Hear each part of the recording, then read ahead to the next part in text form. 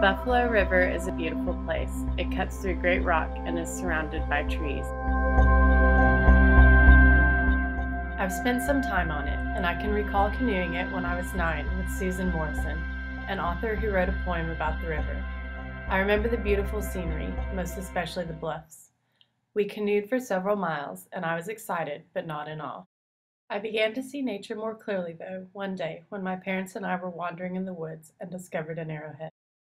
I realized that the person that made the arrowhead had a strong connection with the woods and hunted and gathered food there. Eventually, he or she died and became part of the forest again.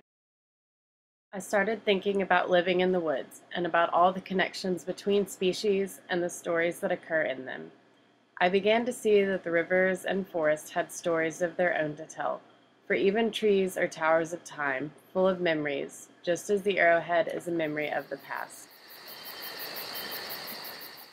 That feeling of wonderment for nature has always been present in my life and has been honed in recent years so that I can see the world in a clearer way that encompasses more than just the scenery.